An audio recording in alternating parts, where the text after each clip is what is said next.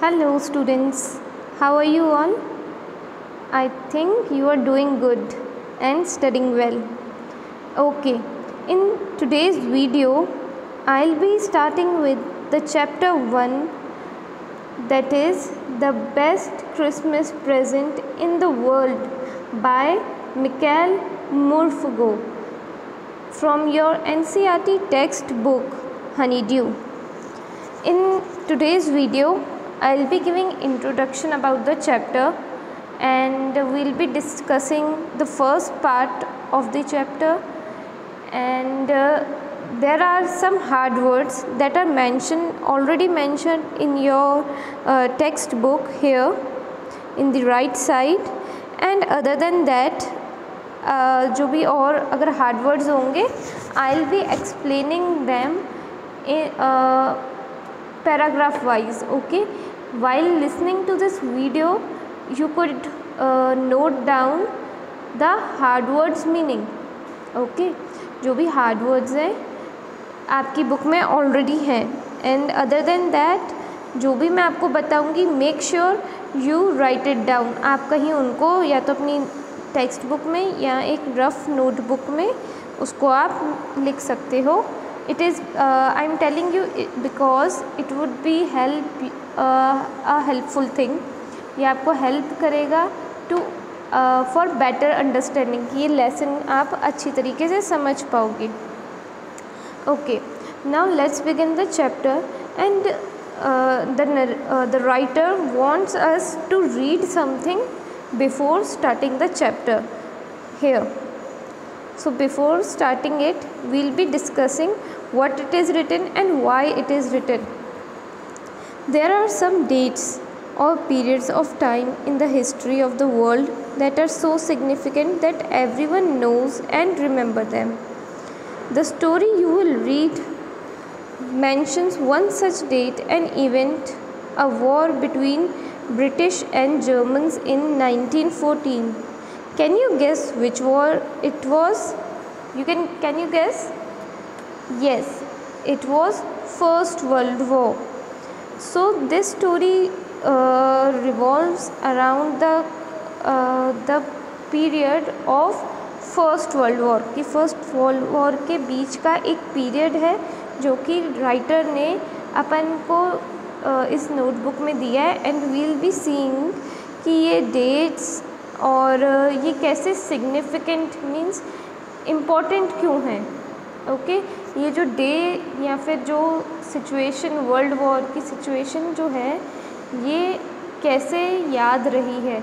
It is already written कि everyone knows and remember them, क्योंकि कुछ उस टाइम में ऐसा होता था, some or the another reason people used to remember it. Okay, now I'll give you just small introduction about the chapter. So this lesson, the best Christmas gift, okay, the name itself tell us that कि एक Christmas present की बात है जो कि describe कराए कि ये बेस्ट क्रिसमस गिफ्ट है in the world. So let's see how कि ये वाला प्रेजेंट कैसे बेस्ट है. Okay, and this chapter reflects upon the longing of the soldier. What is the meaning of longing? Longing means strong desire. In Hindi you can say चाहत.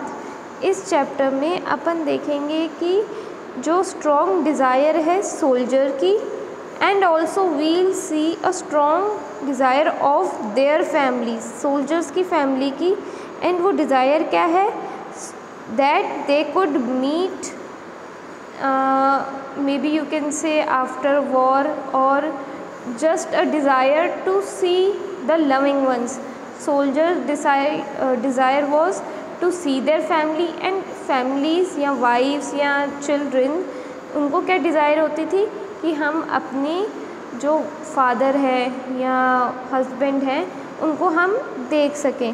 सो they were in this chapter you see longing desire, a strong desire of soldier as well as the family of soldiers. Now I'll be giving you the introduction about the characters in this chapter. Okay, so we'll see first character, Jim. So who was Jim? Jim was the leader of the British Army troop. And we'll see Connie. Connie is 101-year-old lady and she is wife of Jim. Next we will see Hans Wolf. So 3 characters, Jim, Connie and Hans Wolf. Who is Hans Wolf? He was captain of German troop army. So again children, just note down, German and Britishers, उनके बीच में हुई थी first world war and वो situation इस chapter में show करी है writer ने. ओके, एंड हाउ, कैसे शो करी है, कैसे बताया है स्ट्रॉन्ग डिज़ायर के बारे में, and about the most important Christmas present, कि वो कैसे बेस्ट है. So let's begin from the here first part of the chapter. Okay, I spotted it in a junk shop in Bridport. I means, so this story is opening with the narrator itself. यहाँ पे narrator खुद अपनी presence के बारे में बता रहा है. कहाँ पे है वो प्रेजेंट अभी? एक जंक शॉप में. What is junk shop? A shop selling or consisting of many second hand या old material. एक ऐसी शॉप जहाँ सेकेंड हैंड चीज़ें मिलेंगी या फिर बहुत पुरानी चीज़ें मिलेंगी. And where it is situated in Bridport. It is a market area. तो नरेटर अपने आप को बता रहा है कि he is in a junk shop and in market area. What he saw, let's continue from the paragraph. A roll top desk. So उसने क्या स्पॉट करा वहाँ पे, यह देखा एक role top desk. What is roll top desk? Okay, I'll just show you the image from here. So this is the roll top desk. जो ये ऊपर वाला पार्ट है ये रोल होता है and when it is rolled up तो ये ओपन हो जाता है. It have many drawers. Okay, desk with the drawers.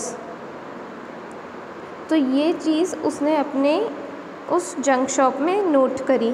The man said it was early 19th century and oak I had. Okay, so the man is telling about the roll top desk कि वो कितनी पुरानी है, कि वो बता रहा है कि वो अर्ली 19th century की and it is made up of oak, means oak wood, a good quality of wood. I had wanted one but there were far too expensive. This one was in bad condition. The roll top in several pieces. one leg clumsily mended, scorch marks all down one side. It was going for very little money. So जो बता रहे हैं कि that जो desk है it was broken from many sides and जो उसकी one leg है वो क्लमजिली मेंड की गई है. क्लमजिली मेंड मीन्स उसको जोड़ा गया है and it is very looking very untidy, मतलब अच्छी कंडीशन में नहीं दिख रहा वो. And scorch marks. So what is the meaning of scorch marks? Burn marks, उसके ऊपर बर्न मार्क्स थे. एंड क्योंकि वो इतनी पुरानी थी and it was not in looking wise good condition, so it was going for very little money. Means going for means was selling. जो उसकी प्राइस है वो काफ़ी कम थी. एंड अदर देन दैट, वैसे जैसे कि नरेटर ने बताया it is a very expensive desk but due to old condition so it was narrator was getting in very little money. Again we'll be continuing from the paragraph. I thought I could restore it. It would be a risk, a challenge, but I had to have it.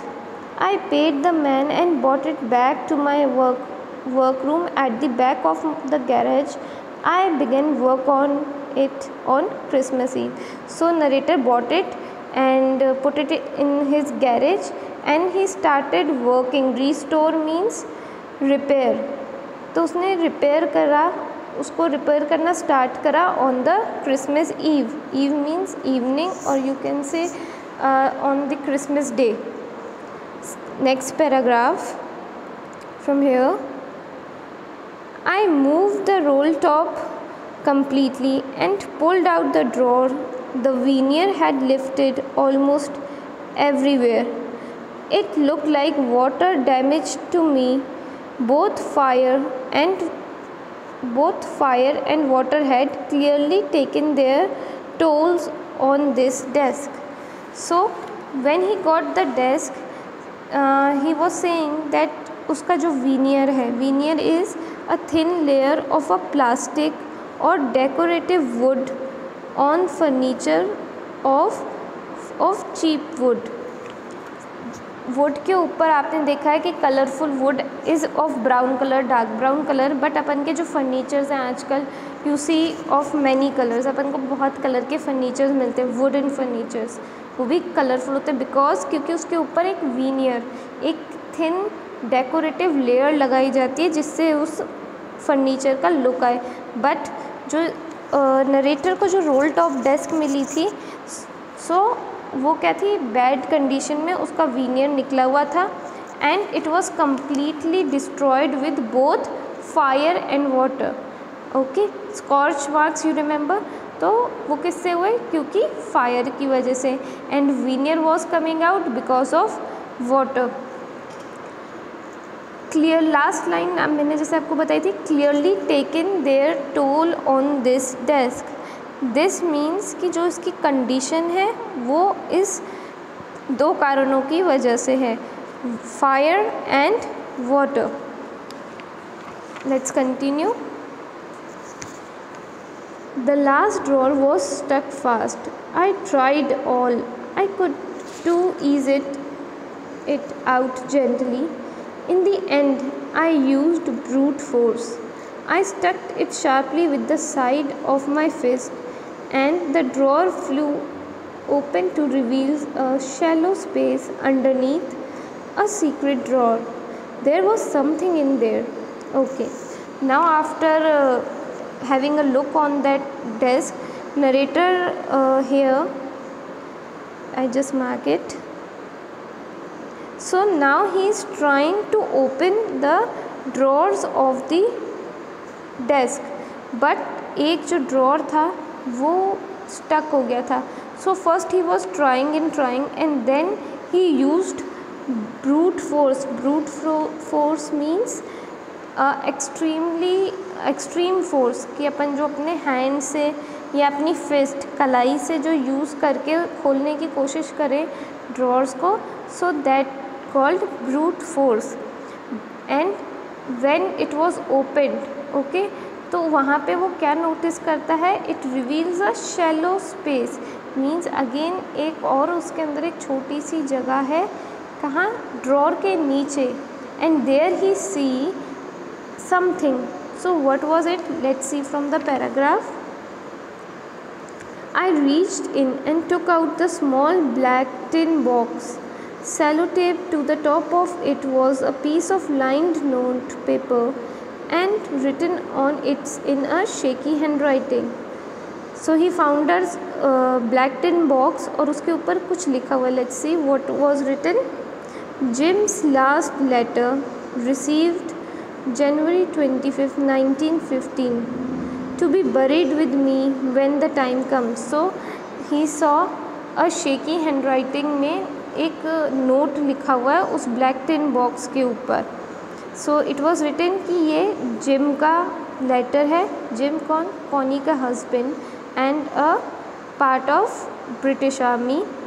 वहाँ पे लिखा हुआ है कि ये मेरे time, when the time comes it to be buried with me, कि he must be saying कि जब मेरी डेथ होगी या फिर I won't be able to come home, तो ये टाइम जब आएगा तब ये बॉक्स मेरे साथ बरी कर देना। बट ये बॉक्स हुआ नहीं है। So as it was not buried with Jim, so the narrator found it in a roll top desk. Let's continue. I knew as I did it that it was wrong for me to open the box, but curiosity got the better of my scruples. It usually does. So now as the narrator found box and he know कि किसी और की box है कि उसको खोलना नहीं चाहिए, बट ही सेइंग कि मेरी जो क्यूरियोसिटी है, क्यूरियोसिटी मीन्स अगेन एन अर्ज, कि जो आपका मन करे कि आप कह सकते हैं कि ऐसा अर्ज जो आप अनकंट्रोलेबल है। सो वो अर्ज हुआ उसको कि ये बॉक्स को उसको खोलना चाहिए एंड देखना चाहिए कि ये उसके अंदर है क्या। Okay, so he opened the box and in the last paragraph we see what was it in the box. Inside the box there was an envelope. The address reads Mr. Jim McPherson, 12 Cooper Breaches, Bridport, Dorset. I took out the letter and unfolded it. It was written in the pencil and dated at top December 26, 1914. So there was an address कि might be ये किसका address होगा, might be ये Jim का address है। We'll found it in the coming chapter, जैसे अपन chapter पढ़ेंगे वील बी सीइंग ये एड्रेस किसका है। And even it was written, एक पेंसिल से उसके ऊपर डेट लिखी हुई थी 26 दिसंबर 1914। तो ये 26 दिसंबर means just a day before after Christmas. Okay, 26 December, 25th December is Christmas and 26 is just one day after the Christmas Eve. So ये letter उस दिन लिखा हुआ था। We'll be continue second part in the next video. Thank you.